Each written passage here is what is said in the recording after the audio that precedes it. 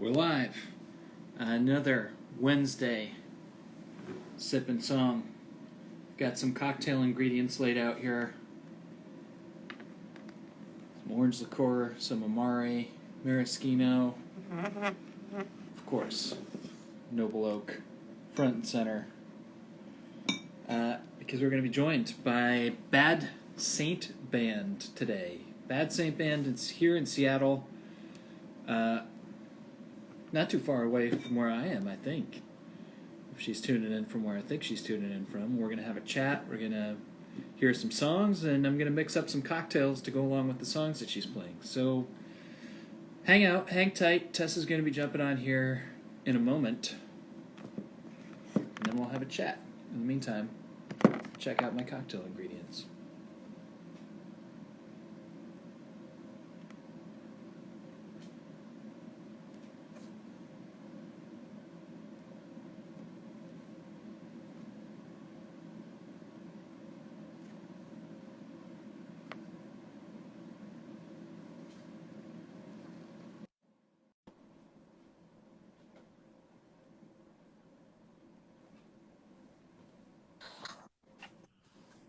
Hi.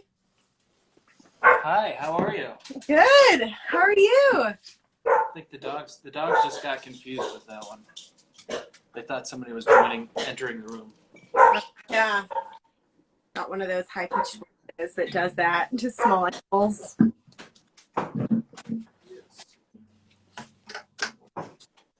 How you doing? Happy Wednesday. Happy Wednesday. Pretty great.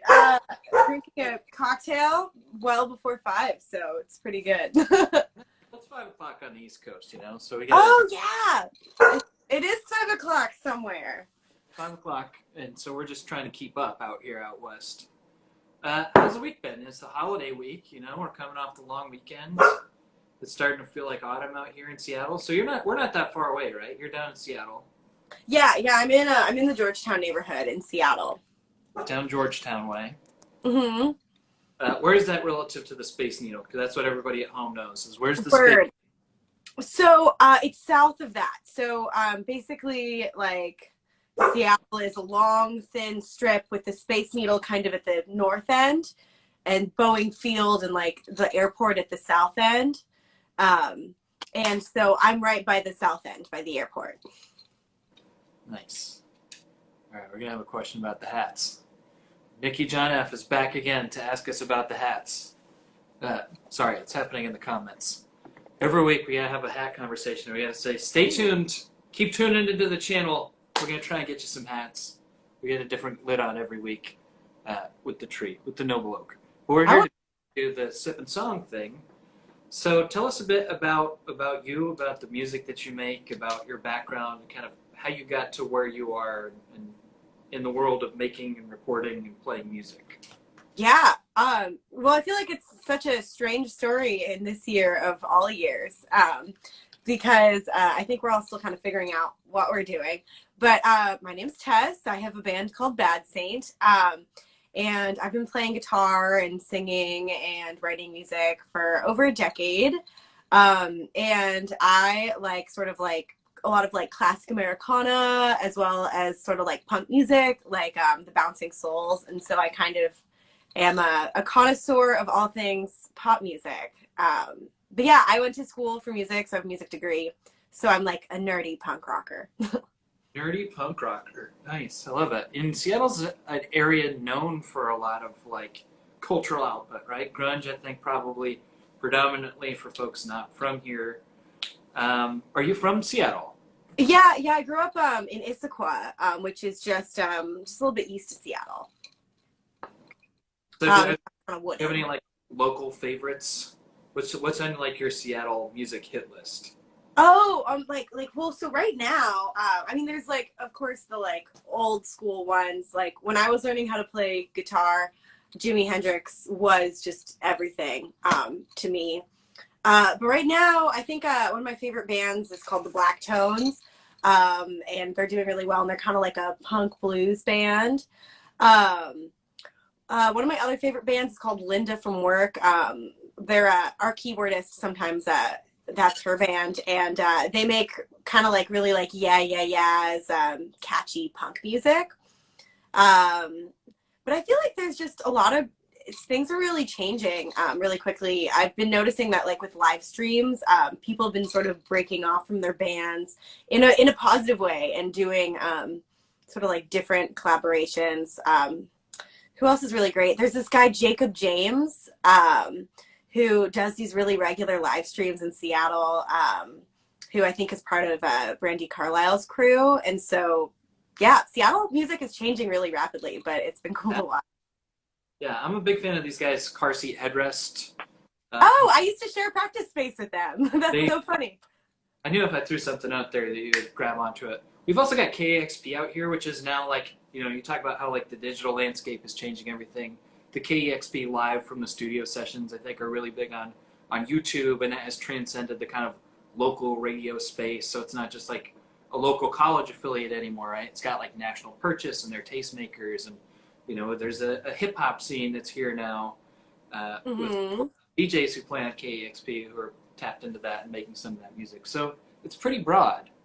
But what has it been like for you, since lockdown? Because I know that like with Noble Oak and like the world that I live in, with kind of going to bars and drinking whiskey and hanging out and talking about planting trees and stuff, we did a lot with like the Fremont Abbey Arts folks and the Tractor folks, and so we're been pretty tapped in just from a brand and whiskey perspective to those scenes. And our heart goes out to the folks who we don't get to go to those spaces and play live anymore. What's that been like for you? I mean, it's been a mixed bag, because this was, a year where, I still look at my calendar and I'll feel bummed because I'll see all the summer festivals we're planning on doing. But lockdown has been kind of a really nice reset. I've sort of been playing music for so long and been pushing so hard in live shows that I never really imagined that, like, in this part of my career, I'd be sort of slowing down from live shows. But it's been just kind of a different time, I think, to like turn inward and spend more time writing, and just sort of like reconnecting with why I started to play music in the first place. I think my biggest thing since lockdown is I've done a couple little live streams, and I'm sort of putting together more that'll come out farther down the line. But I've started learning Ableton, and I think just exploring new mediums has been a really great positive side to this lockdown. Yeah, nice. It's learning new skill sets every week has definitely been a big running theme, and I feel like this is the fourth kind of sip and song session that we've done. So we're a month into this, and I think everybody that we've talked to so far has like recorded something new or has some new project in the works. So it's definitely changed things, but it hasn't like reduced the output, which is good. No, yeah, I think if anything, it's just changed what it's about. And I think like a lot of musicians who, like for me, I always wanted to spend more time in my career thinking about learning how to be a better producer. And that time never really came around because I was so busy being a band leader and just figuring out how to get everyone to the gig and handling all that stuff, as well as just figuring out how to make live music sound good. That now that I've been able to sort of put down playing live shows as heavily, I've gotten to sort of pick up the producer thing that I'd always wanted. And I think a lot of people are doing the same thing. Yeah, and that's a fun space to play around in. And like some of the big records that have come out this year, like Fiona Apple or the Taylor Swift. Oh, it's so good. Yeah, it's fantastic. Mm-hmm. On that new but they've really changed the perspective, I think, how the mass market consumes stuff that's like created at home. So it doesn't need to be big studio stuff anymore. Like the ability to create in your home has totally changed and transformed. Yeah, I think so. And I think that this is sort of a direction that I think music was going in pre-COVID. And it just really accelerated that. And I'm personally really excited about it because I think it's really diplomatic because like musicians don't make a ton of money a lot of the time. And I think that if the big barrier to, putting out music is, having a few $1,000s, if not more, to spend in a studio, that means that there's going to be a lot of folks who just aren't ever going to get to put that music out. And I'm really excited to see that power shifting in a really cool way. For sure. I think one of the goofiest things you hear someone say, forgive me, anybody who's listening in the audience who might be a person who says this, but also if you say it, you've got a chance to change, is that like, nobody makes good music anymore. It's like the output of music is unreal. Good stuff, and just from every walk of life, from every culture, is out there, accessible at your fingertips. So there's good stuff out there. Hmm. I think it is largely because of kind of, the barrier for entry of these things has all come down. So there's a lot more people who have access to that creativity into that space, which is great. Now we get to do cool stuff like this. Yeah, I love thinking about that. Like one thing I've been thinking about a lot through COVID is that statistic that keeps coming around of that when this hit, something, I'm fudging the statistic, but like over 60% of Americans didn't have $400 stored away in case of an emergency. And so I think that if you take that a step further, it means that, if an album is a couple $1,000s to do, then like I don't personally want to live in a world where music is only made by people who have more money. I think it's great that home studios are becoming more available, because I don't think anyone really wants to live in that world where the ability to like make art and be creative is only available to the wealthier 40% of the people in America. Yeah, and it takes power away from folks like the traditional A&R stereotype of folks who were like the king or queen makers who dictated what got played because they dictated what got made, right? So like, Yeah. you had to have this image, you had to make hits, and now you make whatever you want and record it, on your laptop that comes stock with this software, and it sounds pretty decent. And have a marketplace or a place that folks can actually go pick it up too. Yeah, Because if totally. sold, that's changed a lot of things, but I think it's good. It's good to have more good music out there. Yeah, I think niches are cool. I think that like the old model of thinking of music and A&R as being successful with the like Billboard top 100 is really not a thing anymore, because now we have Spotify and those own algorithms and our own niches that there's so many cool things to be said for, like, if you're a person who likes to make nerdy punk music, there's a ton of nerdy punks in the world who will want to find your music and listen to it. And it's never been easier. It's never been stranger either, but Yeah, so tell us a bit about this nerdy punk niche, because we're hearing a couple of songs that you've already recorded. So tell us a bit about like the album, the stuff that you've got, the presence that you have on digital channels. If people go check out Bassman Band on Spotify or whatever. Yeah, so I just released a new song last Friday called Porchlight Cigarettes, which I can play for you guys. And it's sort of, right now, it's only on Bandcamp, and it'll hit Spotify later this month. And next month, I'm kind of just planning on releasing a single at a time. So we have one big album out called North American that you can find on Spotify, as well as some collaborations. But yeah, I think as we're moving into fall, some of this new stuff, it's going to have some different instrumentation because I can't do as much loud punk. So there's going to be more harmonies, a little more acoustic guitars, as well as some big, angry, crashy guitars. But yeah, I'm just excited to kind of keep things rolling out as singles, and maybe a couple bits of video along the way. Well, what does nerdy punk mean to you? Like, what's your philosophy or style or songwriting perspective? Is that like? Oh, okay. Well, I think that what I like about punk music is it's really direct a lot of the time. And I think that lyrically, a lot of Bad Saint music is really direct. There's not a lot of like very flowery metaphors or anything. But then there's also a lot of harmonies in it when the full band is there. And so I think that in kind of the harmonies and like the keys instrumentation is where kind of that nerdiness really comes in. And I also really like to come up with cool guitar riffs when I get the chance. So I think that's where those worlds meet for me. So it's from like an arranging, like music nerd this is your like music school background coming into it and that kind of thing? Yeah, like I find a lot of joy in writing really lush, beautiful harmonies. But I think where the punk side comes in is I think directness and simplicity is what makes punk music so great.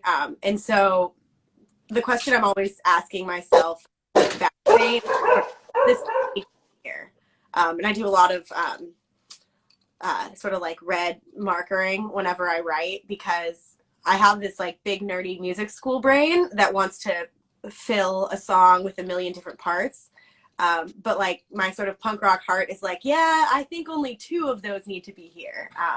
Let's go through and find the ones that were actually like meaningful and conveyed the message. So I'm going to pivot a little bit because the thing that brings us together is whiskey. Yes. Oh, excellent. Just well, cheers. Cheers. You know, this feels like some nerdy punk rock whiskey to me a little bit. That's in there. That's in the bottle somewhere. This is good whiskey. It's like my friends came over. We drank a little of the whiskey earlier. And it's good. It's good. That's a key. But I'm going to mix up a cocktail over here. Yeah. While you're playing a song. So I want to kind of transition into that part of it. And I'm kind of splitting the difference between like how to create these cocktails based on the songs. It's either going to be like some inspiration and have some thematic element in the cocktail that ties into the song, but also kind of like, you know, miss the bartender piece of it. So I want to talk to you a little bit about kind of like your whiskey preferences, what you would like to drink if you're out at a bar or socializing, what are flavors that you like and that kind of thing. Okay. Take your order a little bit and then kind of use a little alchemy to make a drink when you play a song. Okay. Well, I really like smoky whiskeys. And so I liked that this bourbon was kind of like a little smoky, but still like really balanced. And I like sours. Like I wasn't sure if I was supposed to like pre-make a cocktail for the call. So I made kind of like a grapefruit sour.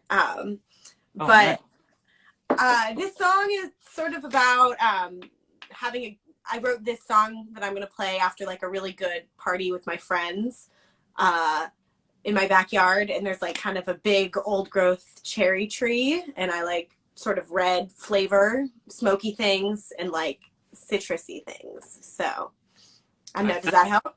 I think I have a thing. I think I've got a thing.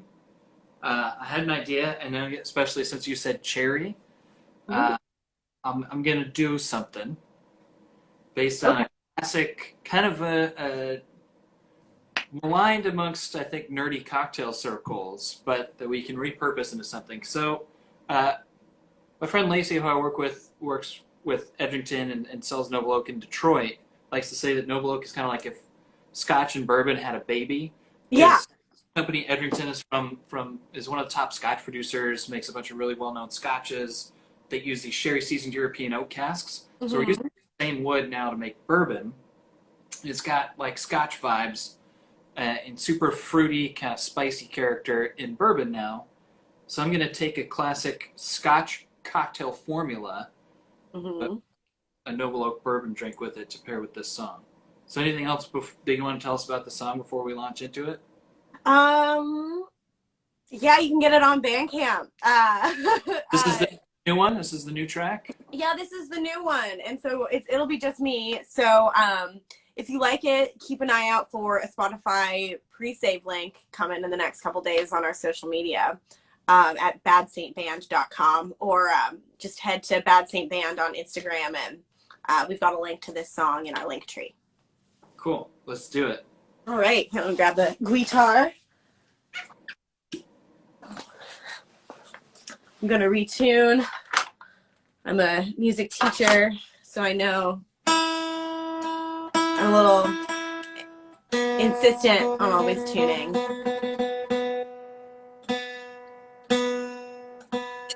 Always be tuning. Always be tuning. It's amazing how fast guitars can go to tune, especially if you chat in between songs. If you have any atmospheric conditions at all in your house, which yeah, you know, Who knows? If it's a Tuesday.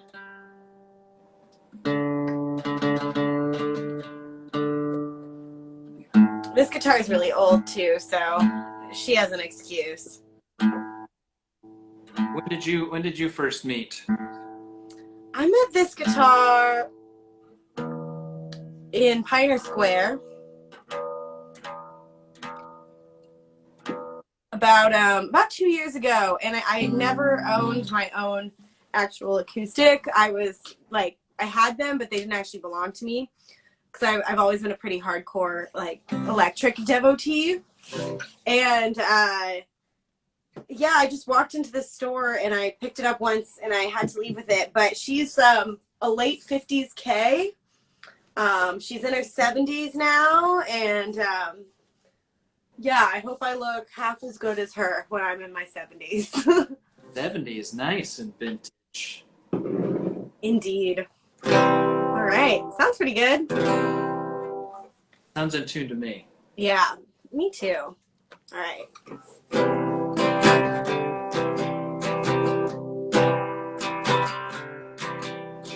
Porch light, cigarettes on a warm night. Am I doing this right? Let me know. Can't say that this is the first time. Rearrange my own mind without telling her so. But I know all I gotta do is just say these words to you. But I know if I did, we'd never be the same. You're too good at taking up my time with your hands and with your wine. And there won't ever be a day I'm gonna mind. These days I never get nostalgic, to caught up with this now shit, to count the passing time. One day we'll slow down in a small town, drive too fast, get too loud, take it side by side. And I know all I gotta do is just say these words to you. But I know if I did, we'd never be the same. You're too good at taking up my time with your hands and with your wine. And there won't ever be the day I'm gonna mind. Porch light, cigarettes on a warm night. Am I doing this right? Let me know. Porch light, cigarettes on a warm night. Am I doing this right? Let me know. Porch light, cigarettes on a warm night. Am I doing this right? Let me know.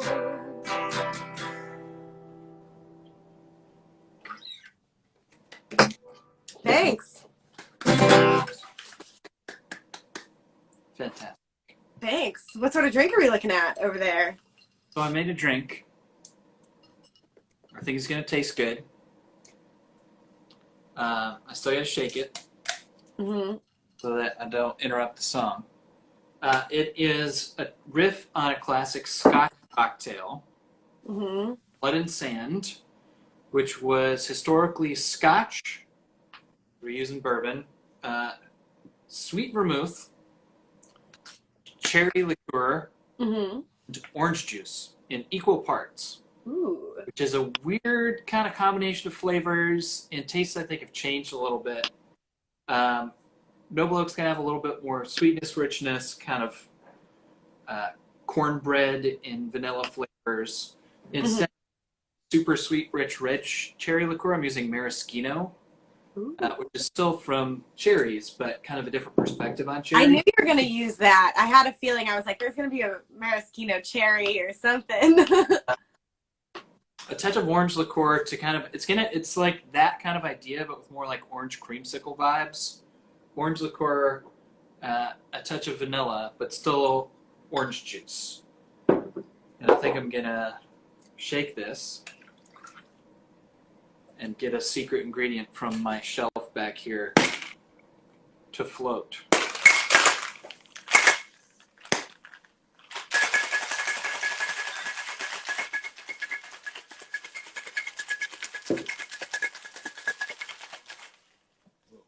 I need a tool. I forgot a tool.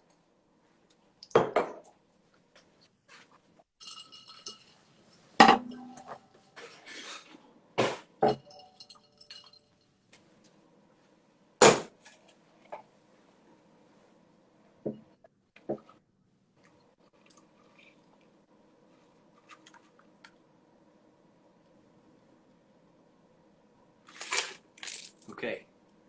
Becca's here just in time for the cocktail. And you said you like smoke, so I'm throwing a little bit of our smoky Scotch Highland Park from the Orkney Islands on top. So it's a base of bourbon, and I'm going to put a little smoke on top. Cool. Cheers. Cheers.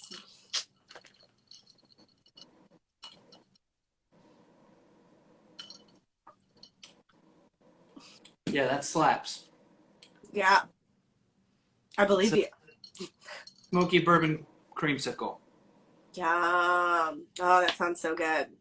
Here with porch light. So now you're going to release that to Bandcamp, and that's just what everybody has to drink every time they hear the song now. Yeah. You can't drink it. You can't listen to it unless you're holding a drink. That's the rules now. I also admittedly wanted to riff on the Blood and Sand because the new Dune trailer just came out today. Ooh, no way! I didn't know that. You know, a subtle thematic tie-in there. I love Dune. We could all use a little bit more Timothée Chalamet in our life these days, I think. So I'm ready. Really? Yeah. I feel like I could use some more Timothée Chalamet. That's fair. Yeah. It's good. It's cool. It's super cool. I look forward to you watching it after the chat. Yeah, I'll have to let you know. I loved the original and the books so much. But I kind of hope they keep the new one still kind of like campy and dumb sci-fi. Like I just love the like really low budget like Fremen blue eyes in the original Dune. It was just so creepy and campy that I hope they don't make it like too good in a way. It looks pretty serious, and I think it's going to be 2 movies. Yeah, well, I mean, it's a serious movie. It's a very serious book, you know. But sandworms look wild. I feel like the sandworms were like strangely important in my like musical journey because that was how I learned what like an arrhythmic pattern or non-pattern was, or about syncopation. Was from the sandworms, because if you walk in a rhythmic way, the sandworms will find you. But if you walk in a syncopated way, they can't. So I don't know. That lives in my heart still as a musician. Such good times. I feel like Dune has big, nerdy punk rock energy too. Yeah, it really does. Yeah, one of my like favorite collaborators, his name's Tim Held, and we released a collaborative album early this year. And he's an electrician who like hand wires modular synths, and we just kind of did this really experimental collaboration. But he's a big sci-fi fan, and so a lot of our songs were like made up situations from some of our favorite sci-fi shows. So yeah, very nerdy punk. So the next album's called Fear is the Mind Killer. You heard it here first. Sure, why not? I think that's time for lots of albums. One of them might as well be Fear is the Mind Killer. That's played out at a certain point, but it still slaps. It's coming back, you know. No fear. Hell yeah. So What else are we gonna hear today? Well, so I sent you guys a couple songs, so I wasn't sure. I can play some other stuff. I've got this new song, "See." I have kind of like a more like moody October song that I could play. But I didn't know if you wanted me to play one of the ones I sent, if you had like a cocktail already in mind. Yeah, I could tell you. So usually I like to make something shaken, which we've done here with our Mm-hmm. orange creamsicle smoky whiskey cocktail. Mm-hmm. I like to make something stirred as well and like booze forward. So either Mm-hmm. like an old fashioned type of cocktail. Uh, I was toying with the idea of making something with bacon infused noble oak. I don't know That sounds awesome. what your vibe is on that. Oh, I'm a big fan. I love bacon. Because now we could do this the other way, where I say I'm going to make this drink, and then you have to play a song about it. Yeah, no, I'm so into that. Okay. I could do C. I could do. Oh, let's see. Do I even have my notes to play this one around? Let's see.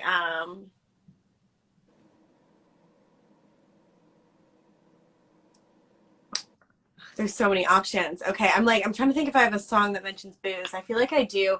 Yeah, okay. So I have this song that's coming out soonish, not in October, but maybe November, December.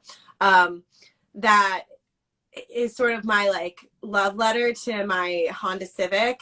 And she's kind of an older girl, like she shakes a little bit, and like so I feel like a stirred drink, like you kind of feel like you're getting stirred around. Um, so yeah, but I'm really excited to play this song and to release the music video because I shot the music video pre-COVID in late February over the West Seattle Bridge, which is I don't know. Are you familiar with the West Seattle Bridge at all? When from over there? I am, yes. The one that's currently out of commission. Yeah, like probably forever. But before that, it was an incredibly scenic drive. And so for the music video, I just piled like a bunch of people who were close to me into my car. And we just went for a drive, and the music video is just like a super cut of a bunch of me and my friends in our car over the West Seattle Bridge, which you can't do anymore because it has crumbled. So you've already shot the footage. You've got Yeah. some of the last ever daytime footage from. Yeah, I'm actually really excited to like work on releasing this stuff because yeah, I don't know who else has this much footage of like just kicking it on the bridge anymore. Dedicated to the West Seattle Bridge. I know we lost a lot of like that kind of western strip of Seattle's most scenic drive-by views because we got they knocked down the viaduct and then declared the death of the West Seattle Bridge not long after. I think the song for the West Seattle Bridge, like, I mean, you're the bartender, but I feel like it has to be like on the rocks in some way. Okay. Do we think this is the bacon vibes? We're also open to suggestions. Oh, folks. it's definitely the bacon vibes because it's going to be a really expensive infrastructure project. What do we call the Honda Civic song on the West Seattle Bridge? This song is just called C. C, like SEA. No, like SEE. Like I want to see your Civic out in front of my house. Okay. I also drive an old rickety ass Honda, so this is near and dear to my heart. Oh. The 2001 Honda Insight, so first generation hybrid, 2-seater. Ooh. That was orange for the last 2 years. What year is it? Did you say? 2001. Yeah. Oh, hey, I have a 2000 manual two-door Civic. It's a yeah. Also automatic. So we're living that early 2000s Honda life. Great engines though. Like they'll run forever. How many miles is on yours? Not very many, but the battery, the IMA hybrid battery is dead. Oh. So, wait, it's a hybrid from 2000? R.I.P. Pumpkin Fire. She still drives. Trudy still drives. Oh. It's only like 87,000 miles. So the engine's still kicking. I just need a new battery. So. Oh damn. Yeah, mine And then, just passed 190 on a trip to the ocean. yeah. So there's like 300,000 or 400,000 miles left in that bad girl. Yeah, yeah. Easy. Well, let's do it. Let's hear Let's do C, and I'll make a bacon drink. Yeah, a bacon for all that sweet bacon the government's gonna have to spend fixing that bridge. All right, let's see. How do I wanna? Whoop. All right.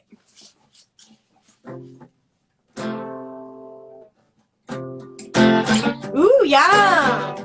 That looks so good. I wanna see your Civic out in front of my house with the haunted decorations that never come down. I see where we're gonna be in 6 months or 10 years from now. And I don't know what you've been through, and I don't care if you meant to call me stumbling home at 3 a.m. alone. Who gives a damn what sent you? I wanna see your Civic out in front of my house with the haunted decorations that never come down. I wanna see where we're gonna be in 6 months or 10 years from now. I heard a rumor or two that you're starting something new, but I don't think that's all the way true. 'Cause when you call me on the phone to be together and alone, I think you're stalling for two.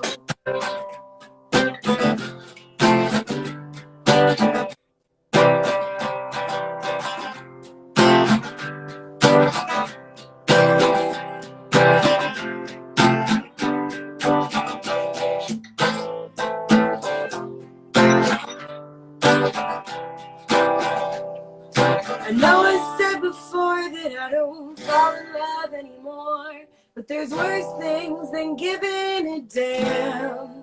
So what if every time you call I answer? Bad with games and rules, I can't dance around the honest chemicals in my brain. I think you feel the same. You know my middle name. I wanna see where we're going. I wanna see your Civic out in front of my house with the haunted decorations that never come down. I wanna see where we're gonna be in 6 months or 10 years from now. I wanna see, I wanna see, I wanna see, I wanna see, I wanna see. I wanna see your Civic out in front of my house with the haunted decorations never come down. I wanna see where we're gonna be in 6 months or 10 years from now.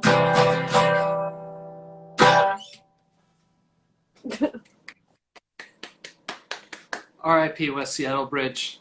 R.I.P. Long live the Civics. Yeah, long live the Civics. They do a good job of living long. 2-door too. Is that the hatchback? God, I wish. Really fun fact about Bad Saint is that before COVID shut down, we were loading most of our gear into our in-show, in-city shows in a 2-door, non-hatchback Honda Civic. It was rough. It's fantastic. It's a great. Though. It can be done. It can be done if you enjoy spatial relations problems. In my younger days, when I was in a band still at college, we used to load into a 2-door Pontiac Trans Am. So, just similar. I actually think maybe even somewhat more challenging than a two-door Civic, but definitely in the same universe. So, we got a lot going on here. Yeah, there's a lot to be said, So this is the bacon drink. Oh, that looks great. Would you garnish it with actual bacon? Were we in a real bar? If I had some, hell yeah. What about a pickle? No, it doesn't have super pickly vibes. Mm, It does have like smoke though. Wait, what? It's got like a smoky vibe from the bacon. Because bacon. Oh, I thought you said you wanted to add milk for a second, and I was horrified. Oh, no. I actually used a ham hock, a smoked ham hock. So not really bacon, but smoked meat. And it comes through. The bacon bourbon itself actually tastes kind of like caramel buttered popcorn vibes. Because when you fat wash something, it actually like changes the mouthfeel, and it's super like creamy and viscous. And this is kind of like a Negroni variation of, oh no, nobody's adding milk, Becca. No. I used Chinar, which is an aperitif, but a super dark one. So in the same family as like Campari, which is very bright and citrusy. Mm-hmm. But this is the earthy herbal side. It's actually made principally with artichoke as one of the herbs. So it's got like a super earthy, bacony, earth candy vibe. Cool. Yeah. It tastes good. So just come on over. You can have one of these. Cool. Yeah. I'm sure there's book me flights. I'll come hang out in another person's bar outside of my own personal bar. So what else do you want to throw into the conversation in terms of like, we've kind of touched on all of my conversation topics, like how has lockdown changed your life and all of that. But is there anything else that you would want to throw in the mix? Yeah, I mean, that's a great question. I feel like I can always just chit chat forever. I love small talk. Just kicking it over to you. So yeah. Well, I think just really stay tuned for lots of Bad Saint stuff coming down the pipes. I'm just sort of excited to be exploring new stuff. I'm sort of curious with Noble Oak. How do you folks think you're going to be doing as a business more support for arts and like the Black Lives Matter movement and all those other important things as we approach this exciting new season in this new terrain? Yeah, that's the most interesting question. I don't know how much. It's always tough to like talk about the future, just because everything's kind of been not quite frozen, but super tight. So, even the booze world, everybody got hit by this in some form or fashion, right? Normally, I would be out traveling the country, going to bars and restaurants, hanging out with folks in person, trying to drum up support. We had some product launches planned and some new stuff in the pipeline that all got paused. There's Noble Oak Bourbon. We had launched Noble Oak Rye in a couple of markets, but we're going to go national with it. So that's kind of like the pipeline's all got paused and is backed up. So the number one plan is to get the rye in front of more folks. So like if you tune into our Instagram, you've probably seen it, but you might not have been able to get it yet. So hopefully by the end of the year, more folks that are tuned into the feed and see some of the stuff that we have will just have more of a chance to get it because it'll be on more store shelves. And we do have another thing, a secret other thing coming that's a few weeks out. So even though rye is going to be the big priority, just getting it in front of more people, you will be able to taste a new Noble Oak bottling that's super delicious and I'm very excited about. But we're kind of doing a limited release thing with it. There's not a lot of bottles available, and mostly on the internet because we can't go out and be in person. So we're navigating the water just like anybody else. My prior kind of going into this was that people are going to probably drink the same amount, right? Like if normally you drank 10 beers a week, you'll probably still drink 10 beers a week or whatever.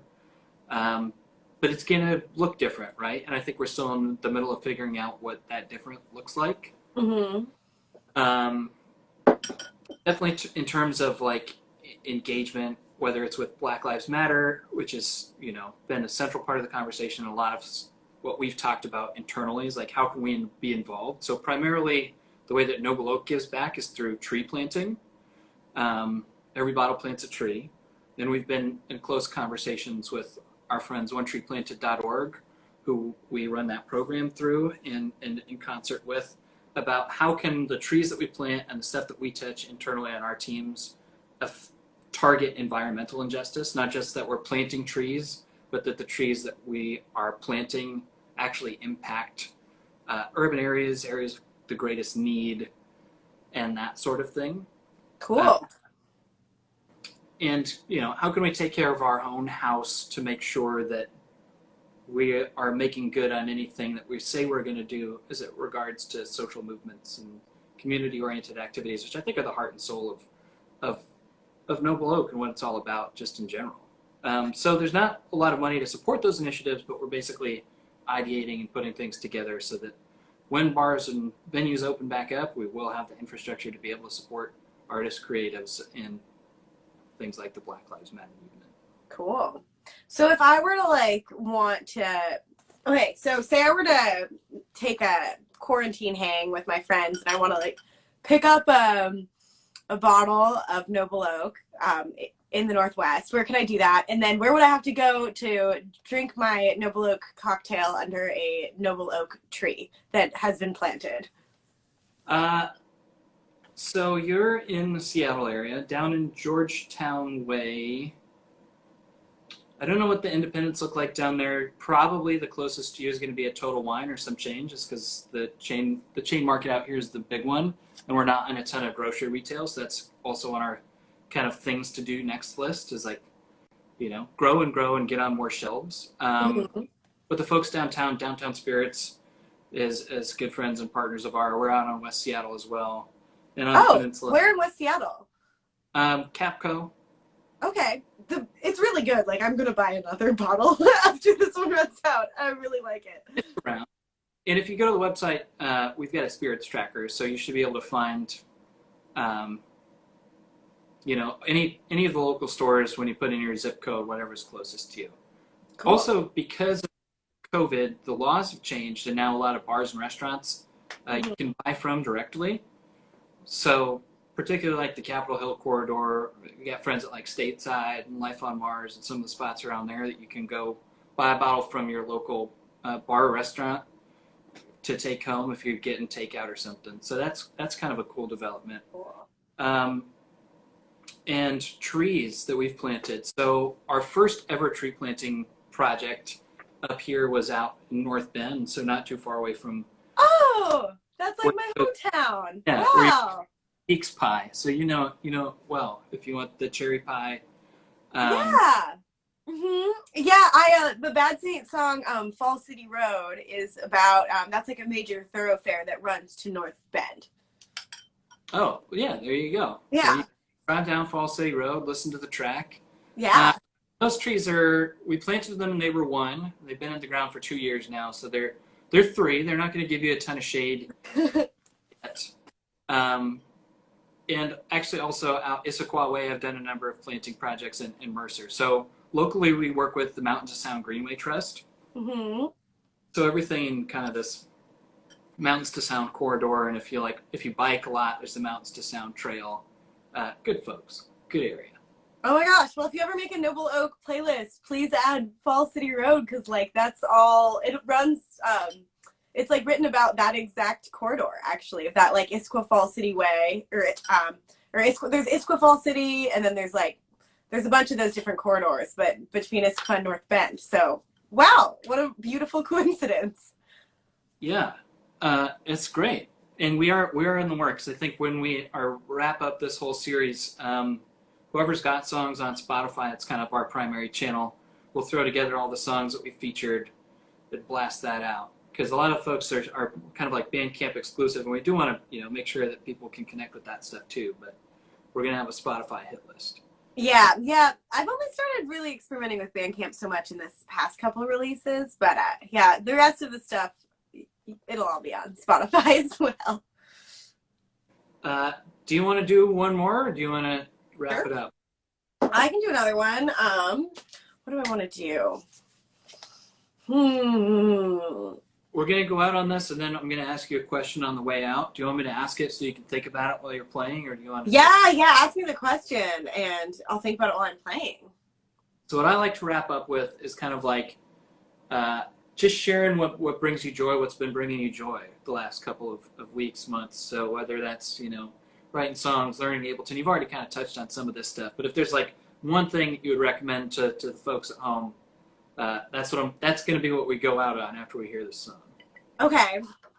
So this song is also a newish one that is going to be released, and it's called Cowboy of Capitol Hill, and it's I wrote it in a different band as a joke, and because I think that there needs to be more drinking songs in the world again. And so I just sort of wrote about how like a lot of people on Capitol Hill, they like are really like leaning into that like cowboy aesthetic, and I really like that aesthetic, but it's totally fake. Like, and I'm a fake myself with that aesthetic.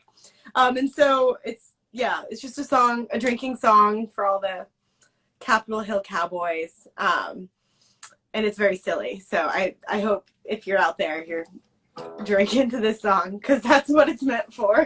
Here we go. All right.